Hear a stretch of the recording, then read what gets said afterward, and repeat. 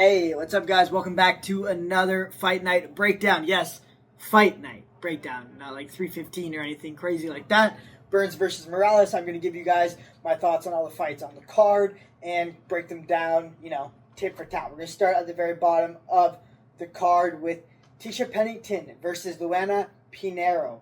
Honestly, this is a pretty good fight. I mean, pretty good for the standards we're looking at here. I wasn't impressed with Tisha Pennington, but she was just a better fighter in this fight, by quite a bit. Her striking was, cleaner, and I honestly dealt with Luana Pinheiro quite well on the feet. Grappling, takedown defense, everything was good.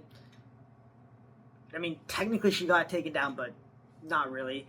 It was kind of just like Tisha Pennington was a higher level, better skilled fighter in this fight.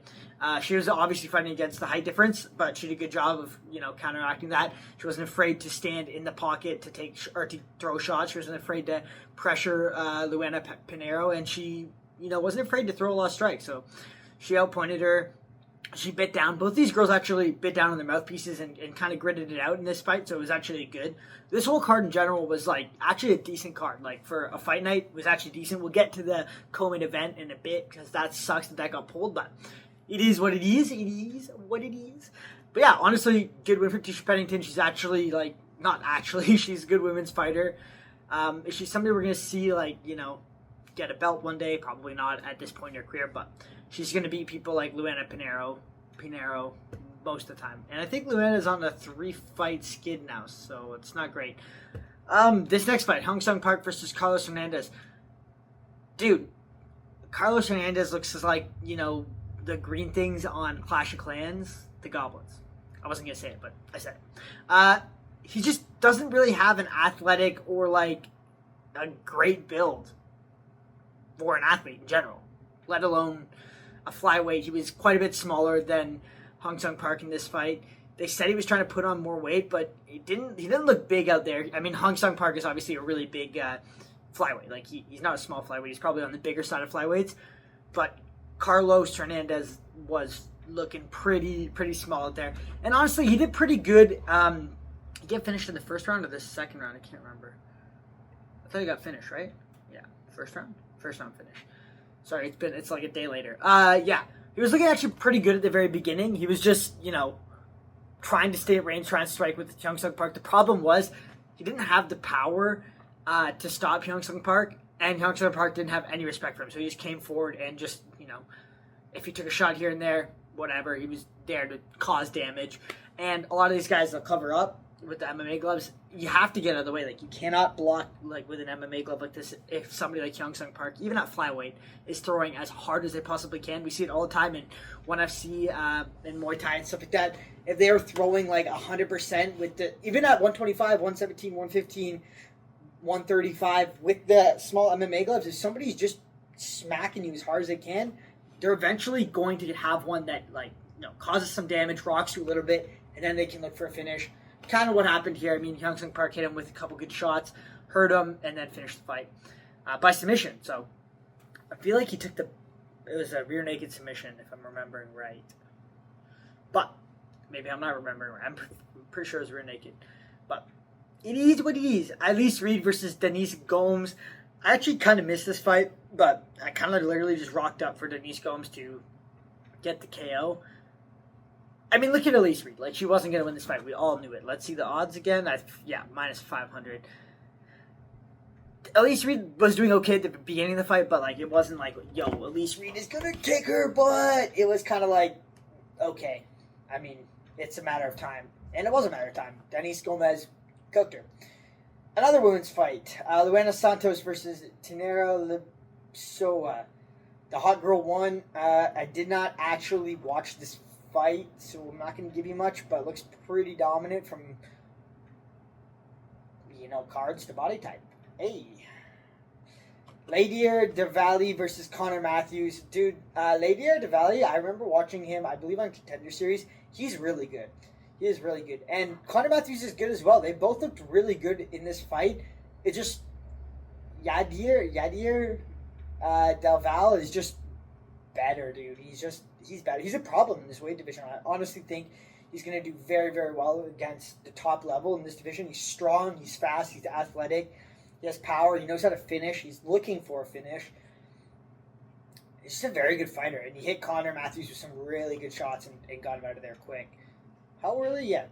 Like, literally half a round in, so I'm excited to see him as fight next. He's a good prospect for sure. Jared Gordon, dude, our boy.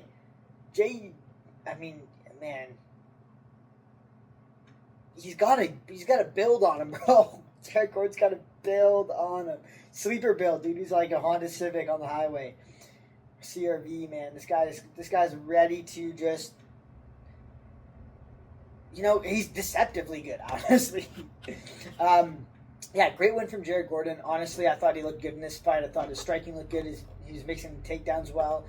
I thought he looked a little bit bigger than normal, like stronger, thicker, which I think is good for Jared Gordon because he's athletic and he's not like, when you look at these two pictures of Jared Gordon versus Thiago Moises, you're going to think Thiago Moises is a much better athlete.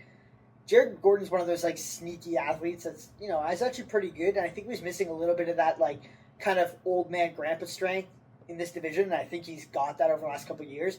But his striking, his timing, and everything, and the takedowns, his striking looked really good. Like, not like spectacular, not wow. It's not. He doesn't have. It's kind of like Amin Zahabi. Like, they don't have the most spectacular striking, but it's effective and it's really good still. And Jared Gordon got a fucking KO, man. I think he should have got a bonus for this. It was a really, really, really nice KO of Thiago Moises. Like, flatlined him. So, a great one from Jared Gordon. I'd love to see him back in soon.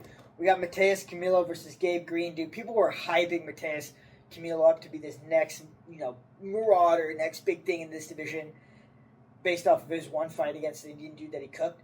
But I honestly see it. Like, he's a really good fighter, like, in general. I just think he's very young in his career and his skill level and his talent compared to somebody like a Gabe Green.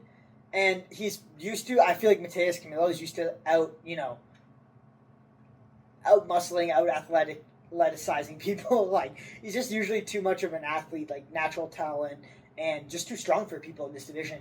But Gabe Green's coming down, and Gabe Green's kind of built the same as Mateus Camilo, where he is just a really, really strong, athletic individual, but he has a little bit more UFC experience, a little bit more veteran experience, and he's just had more cage and octagon time. I think he knows what he's doing a little bit more, and he fought out of some really good positions.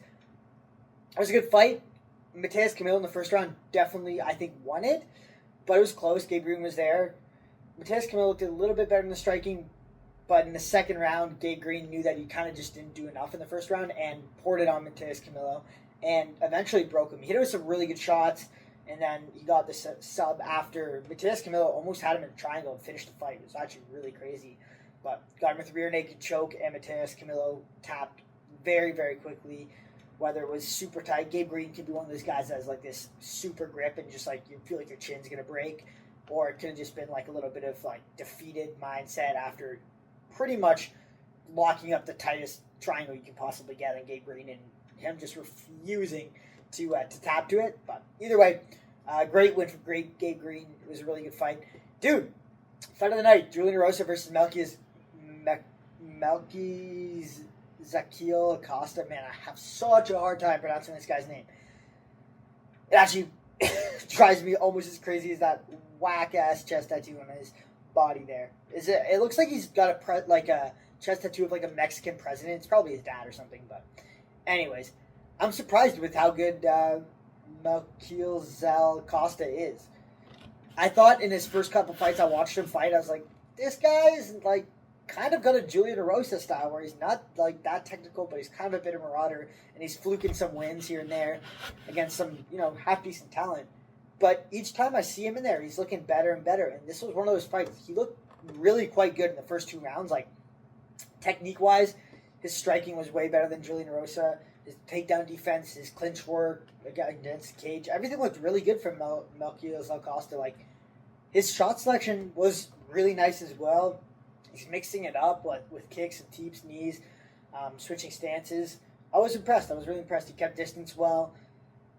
He did tire in the third round a little bit when Julian Rosa just threw caution to the wind and came forward and tried to marauder him. And, That's fair. That's fair. Honestly, like, you have 2.5 rounds, almost three full rounds of you, like, doing really, really well, outstriking, high striking pace against somebody like Julian Erosa, piecing them up.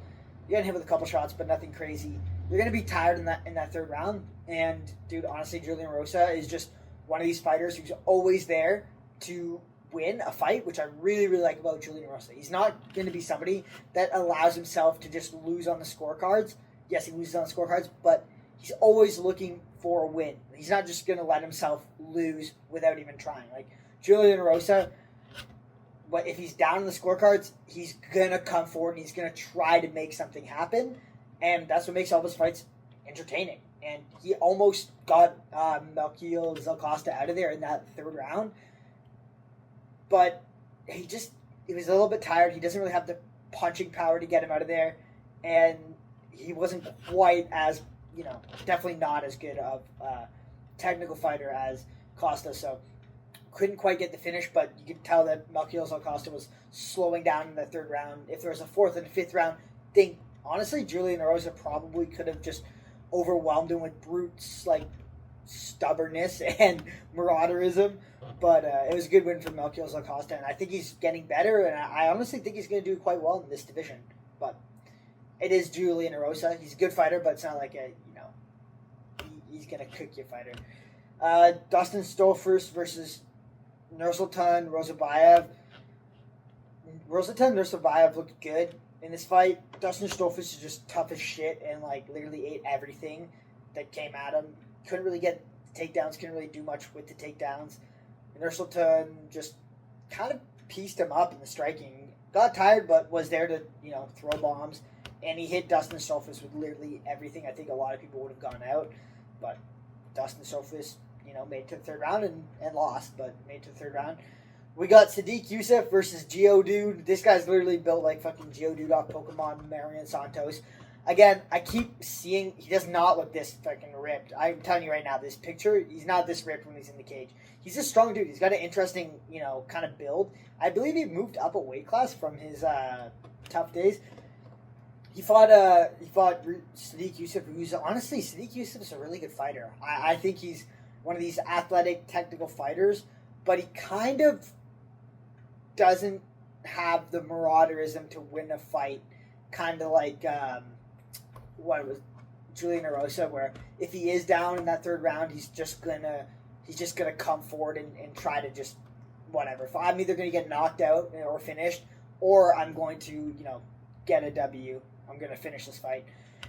Marion Santos is kind of just a striker that he has good takedown defense, but he just likes to pick people apart on the outside, and he often gets out-volumed. I'm surprised he didn't get out-volumed in this fight. I thought Sadiq Youssef probably could have won it on this. Because Marion Santos' last couple fights have been, close 3-round decision wins. His last fight, most people don't think he won. But he's just throwing one shot for his opponent's 3 shots and trying to do more damage with them, and he is. His one shot is doing a bit more damage than the other person's. But he hasn't been hitting these guys with crazy, crazy shots lately. And I think for this fight, honestly, if Sadiq Youssef in the first 2 rounds, well, the whole fight, honestly, just was a little less timid and threw, not even twice as much, just threw, an extra punch here and there, extra kick here and there, he probably would have won this fight on points. It was pretty close. Marion Santos obviously won, but I think it was just an output issue from Sadiq Youssef because the judges are Marion Santos, they're gonna give him 1 point for every strike he throws compared to 2 of yours. So you got to throw 3 or 4, just because they're oh man, he's just looking for damage, big shots, and he does have big shots and he does hurt the person, but he just doesn't have an insane amount of output. And I think Sadiq Youssef kind of got a little bit scared of the power in this fight and didn't close the distance to land enough on Marion Santos in this fight. I think he just needs to. I think if you're going to beat Marion Santos, you don't want to kind of go at range with him because he's just going to bounce around on the outside, throw some shots here and there, and he's going to be fine winning a close 3-round decision. And he's going to get hooked up. He kind of gets hooked up for these kind of just shot. The shots are landing. They're good shots. He's very selective with his shots, but they're not usually not causing insane damage. So I think if you're going to beat Myron Santos, you kind of just have to rob him a bit. Like, obviously be careful, but then like a bunch of inside low kicks, kicks here, kicks there. Just tap him. Just come into range and just tap him. Tap him more than he's trying to hit you, and make sure he can't just scoot around to the edge and range. And that was our co-main, which absolutely blows balls, if I do say so myself, because we got Rodolfo Bellato, Gelato Man himself. This mustache is crazy on this dude, bro. I guess I was trying to open it up to see the stats, but the fight never happened, dude. Like, because I don't know what happens, but for you to pull out of a fight an hour before the fight even happens is something. You either gotta kick a pad wrong and break a toe in the back, or like get some serious medical issues like leading into it based off the weight cut, or maybe it's like explosive diarrhea. I don't know, dude. But pulls out of a fight an hour before.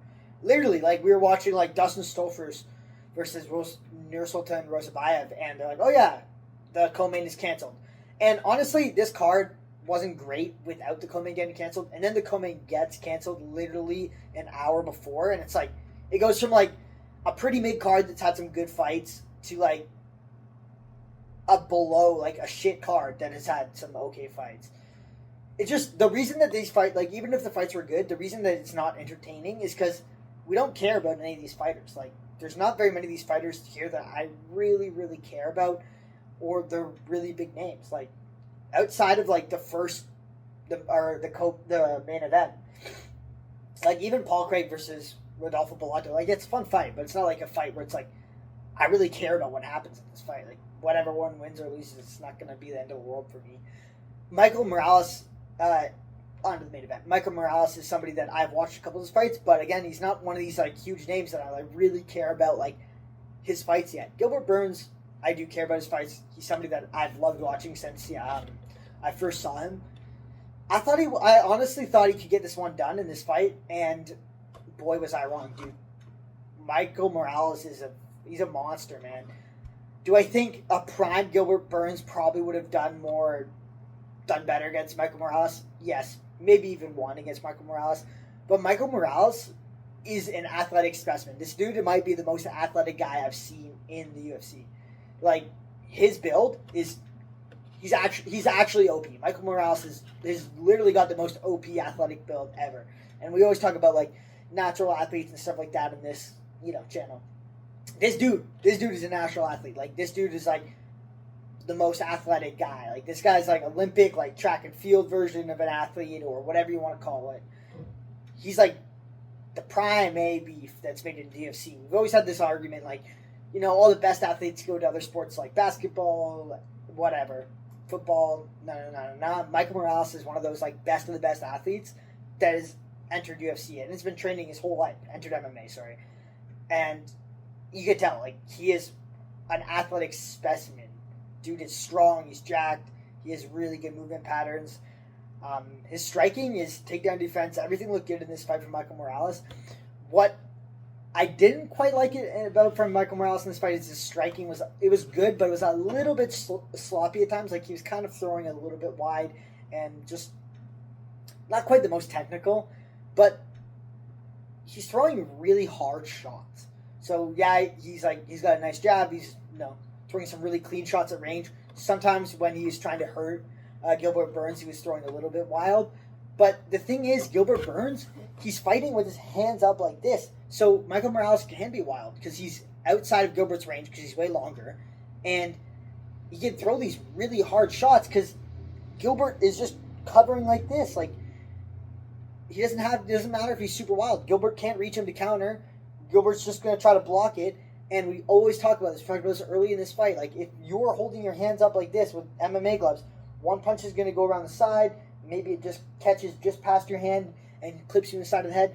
Maybe it just blasts your hand and rocks you anyways. But if you have somebody like Michael Morales throwing, like, as hard as he can bombs at you, you cannot just cover like this. You cannot just stay there like this, wait for him to finish his combo, and then try to fire back. You have to get out of range. You have to close the distance and grab him. You just can't put your hands up and hope to take these shots. Like, maybe you take one or two of them, it doesn't hurt. The third one, like a big bomb, maybe that's the one that rocks you. Like, you just can't. One of them is going to rock you, and once it does, it's kind of over. you have to make a lot of space. And Gilbert Burns did a good job of doing this when he got rocked, like trying to take down Michael Morales, and he did take down Michael Morales. But at that point, he was already kind of rocked. He's probably already tired because, you know, he's got hit with some big shots. And he was a little bit slow. He had the back of Michael Morales, and he just didn't take it. And Michael Morales, again, he's a good fighter. He's got good takedown defense. Stood up and just, again, put a beating on Gilbert Burns. Gilbert Burns covers up. Michael Morales hits him with a couple really good shots. Hurts Gilbert again and just feeds him like 5 or 6 more really good shots. Great KO for Michael Morales. I think he's a really good prospect in the welterweight division. I think it needs a little bit more technical work, but he's somebody that has the natural athletic ability to be a world champion in this weight division, 100%. I think he can. I think he could win the belt. I think if he tightens up a few things, improves on his jiu-jitsu and takedown defense, so he doesn't come up against somebody like Khamzat and just get blasted with double legs right off the bat. I think he's going to be a huge problem for a lot of people. And like we talk about Leo Murphy, in this, I think he's in this weight division. Maybe I'm retarded, but yeah, I think so. Anyways, we talk about somebody like him being a really good natural athlete. This guy has got him beat like 5-10 times. So I have big hopes for Michael Morales in the future. It seems like he's got a really good head on his shoulders. It's really cool to hear him talk about his mom and his family and his training and his goals and everything like that. He seems like just a really I want to say sweet kid, but the dude's literally double me and probably could prison sentence me, if you know what I mean, anytime he wanted. But he's 25, so I'm a year older than him, so I can kind of say that. But yeah, he seems like a really good kid, and I think he's going to go really far in this division. And he deserves a performance of the night. It was really sick. It was really sick to see him. I think he's got future superstar written all over him. All right, I hope you guys enjoyed this breakdown video. We got another shitty Apex card coming up this weekend, so not really looking forward to that, but I will do a video on it because we're doing a video on every single one of these cards for you guys. We're getting the MMA YouTube channel going. We're going to be back in Montreal soon, and we're going to be training a bunch now that we're done ski season for the summer. So hopefully I can make some more videos outside of just breakdowns for you guys on this channel. Anyways, deuces.